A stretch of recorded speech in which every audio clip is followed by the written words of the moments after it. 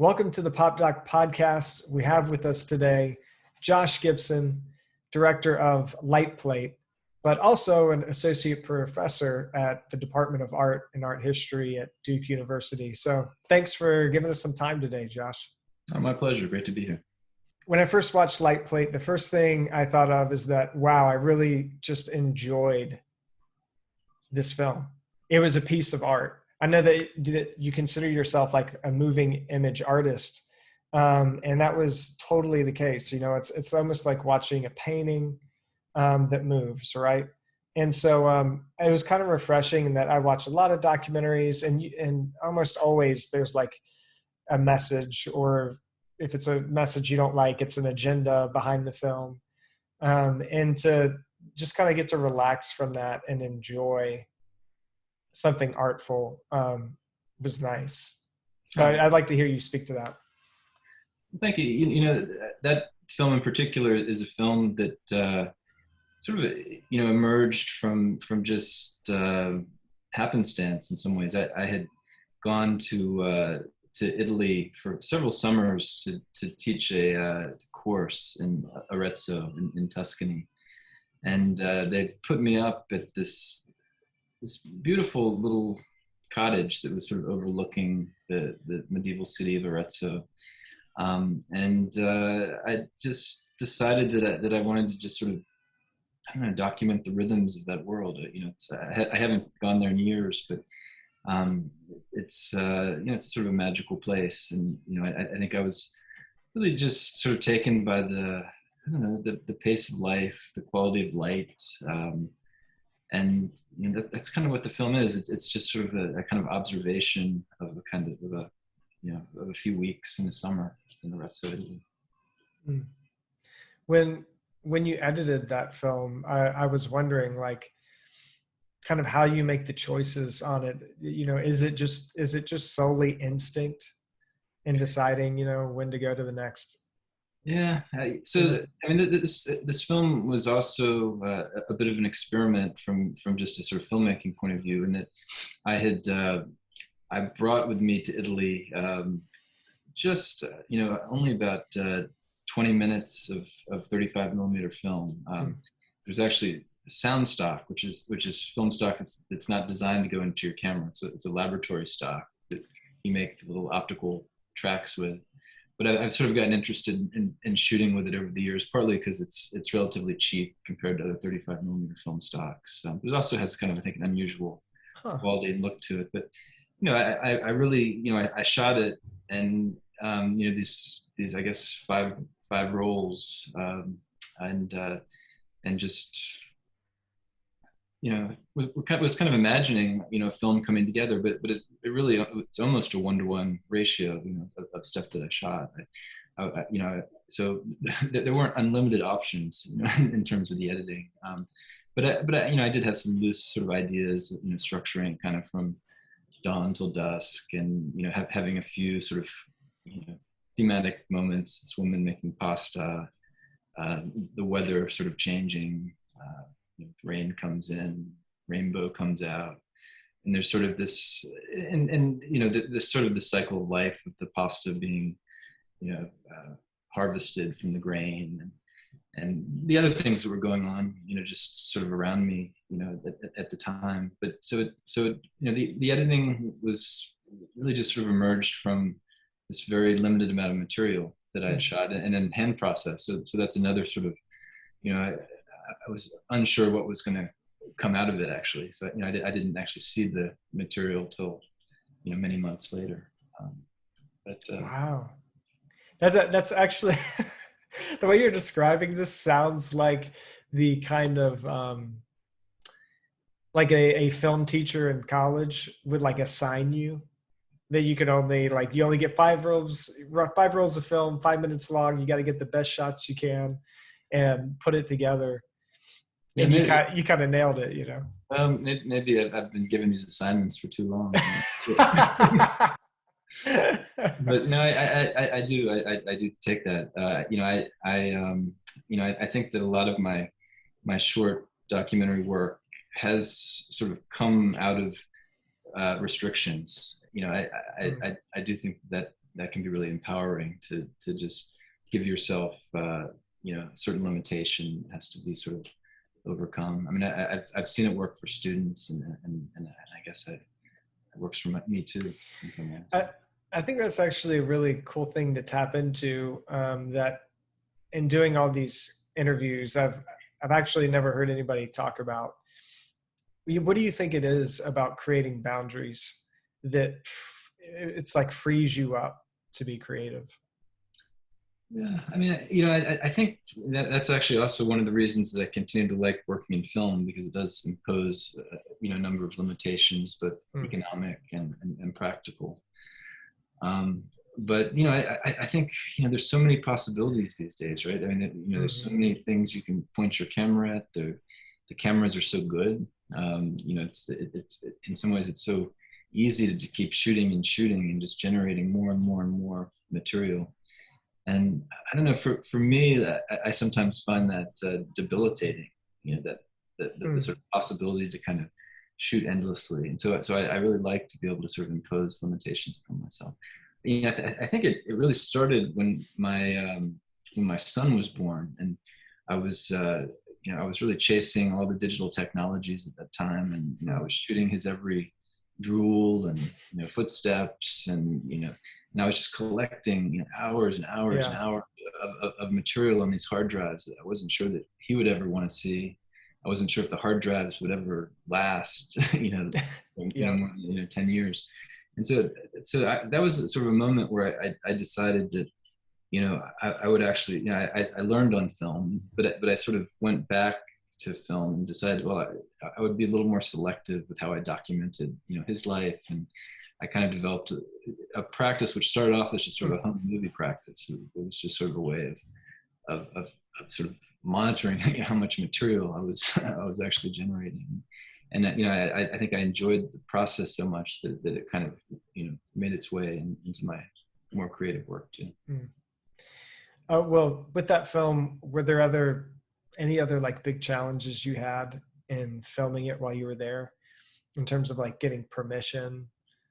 I don't know, to like film. I have to say that it's probably one of the easiest films I've ever made. I mean, most of it was shot right out of my back door of the house I was staying in. Wow. I would just come home in the evenings, open a glass of wine, and just see where the light was falling. So it was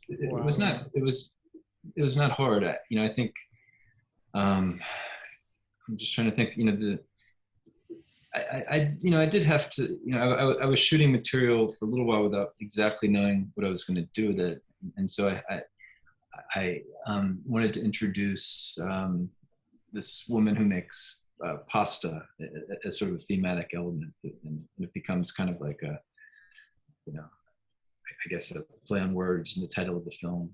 Light plate, light hitting the camera plate, but also making a light plate of pasta. So I had to track down somebody who makes pasta by hand. And I mean, that wasn't a very difficult thing in Italy. I think a lot of people did it. I think that was the hardest aspect. A lot of our audience probably has never worked with film. Can you describe a little bit about the process of like how much it costs? How much does film cost? How much does it cost to then get it processed, and how long that takes, and then even digitizing it and all that difficulty? Well, I don't think I don't do it in sort of the standard way. In fact, so this film, was not shot on traditional camera stock. It was shot on this laboratory stock, as I mentioned, sound stock, and it's a lot cheaper than camera stock. So I the economy of it. So that was probably about. I think I shot about 2,000 feet.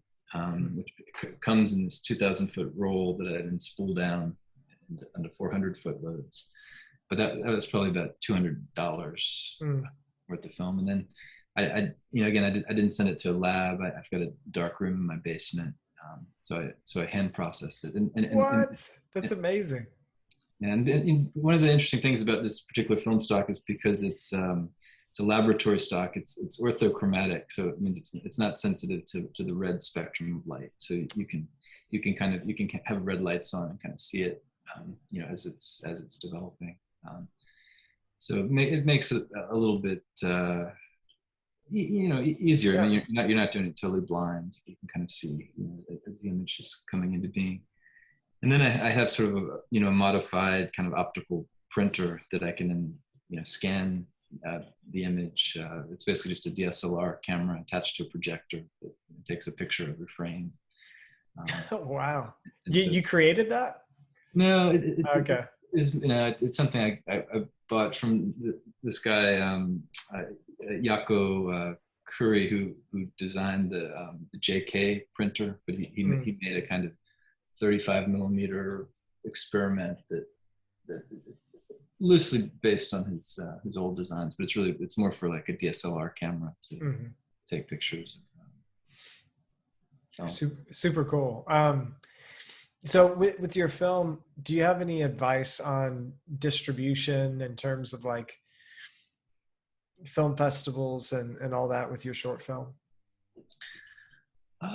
You know, I've done a number of different types of films over the years. I mean, you know, I've done films that are, you know, maybe more traditionally narrative or more, you know, traditionally documentary. You know, I would say that, you know, the last decade or so, I've done a handful of films that are sort of in this kind of homemade style that I'm describing. And I think when I first started making them, I wasn't quite sure kind of what the, you know, what the avenue was for these things. I was doing it more just, you know, because I enjoyed the process. I'm sort of fortunate in that I don't necessarily have to make a living, you know, from the films that I make, because I'm a university teacher, and so that frees me up somewhat. But I have been surprised, you know, a film like Light Plate, you know, it played in sort of documentary film festivals, but also in sort of more experimental film festivals and more sort of general film festivals. It's you know, it is a documentary, but it's maybe not as I think you mentioned at the beginning. It's not a documentary that's necessarily trying to I don't know, push a particular agenda, you know, in terms of, you know, a political one, or even a sort of pedagogical one, in the sense it's really just, it's a kind of observational, you know, observing life, observing. So you know, it's always interesting to me, like how these films get out into the world. You know, there's another film that I made in a similar sort of style. You're down in Georgia, so you know Kudzu. So I made this film called Kudzu Vine, which was also, you know, a kind of sort of handmade sort of short film about the plant, about kudzu. And I was you know, it also had this sort of strange festival run where it would sometimes play in documentary film festivals, sometimes in more general ones. It even ended up playing in the Atlanta airport for a whole year. So it's strange just to sort of see how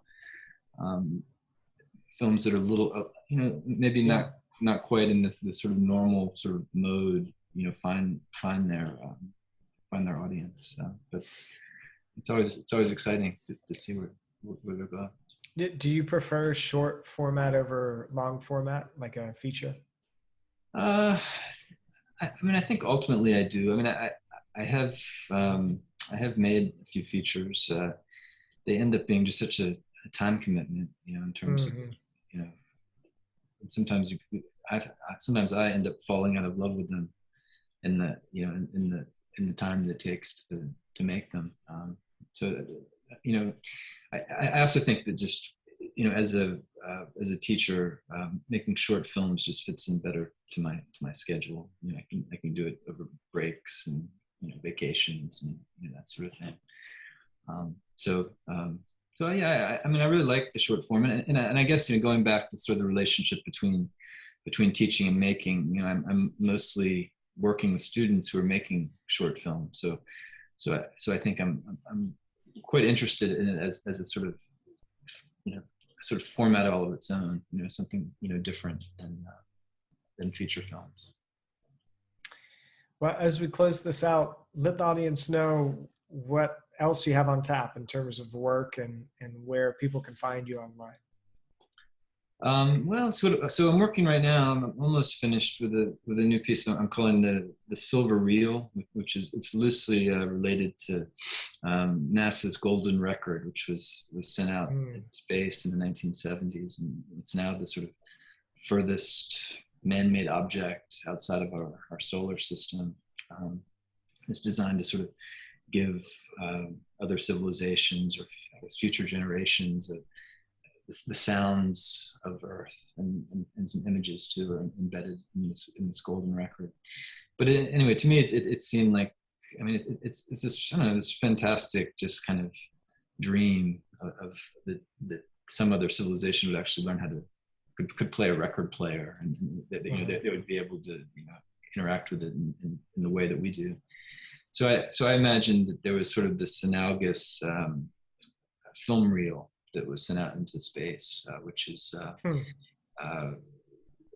with a similar sort of idea that was recently found, and part of my interest has been in sort of destroying it in certain ways that perhaps suggests that there was a contact of sort, that there are sort of both visual and auditory codes built into the destruction of the film that can maybe be read. So that's the Silver Reel. It's, very cool. Well, yeah, I love sci-fi and outer space, so I would definitely be interested in seeing it when it's done. So let us know over here at PopDoc, and we'd love to get to preview it. Great. Cool. Well, Josh, it was great talking to you, and thanks for joining the show. It's my pleasure. Thanks for having me. Take care, dude.